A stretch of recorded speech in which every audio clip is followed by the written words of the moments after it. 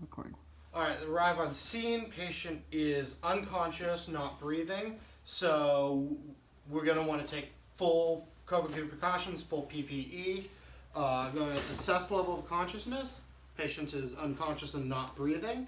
So we're going to want to open his airway using a head tilt jaw thrust. He's fully unconscious, so we can go ahead and insert an OPA. Put that in. He has no gag reflex. He accepts it.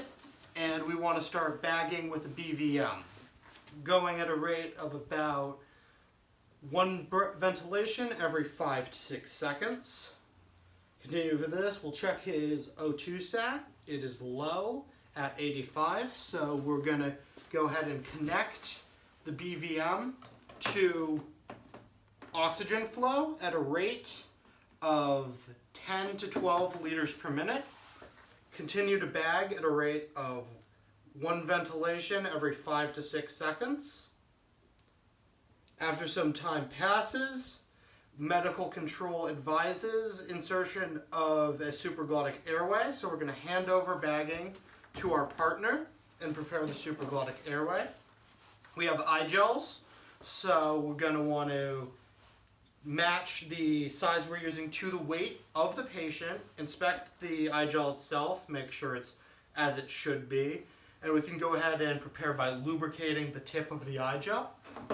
Then we'll have our partner stop bagging momentarily so we can remove the OPA and insert the eye gel. We want to run it along the roof of the mouth and down the back of the throat, stopping if we feel any significant resistance. Eye gels have a nice little black lines to line them up, make sure they're in deep enough. So once that's in, we want to then secure it with the strap it comes with and immediately have our partner begin ventilations again.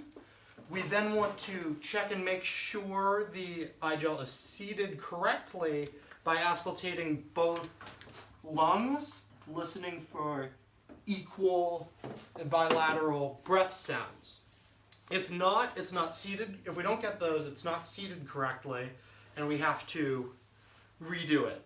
If we do have equal and bilateral breath sounds, we can then move on to using the sources like capnography to make sure it is really and truly working.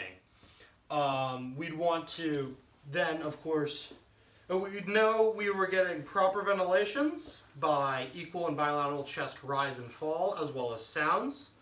And we then double check to make sure it's secure and continue ventilations while keeping an eye on both the patient's capnography and their O2 sats.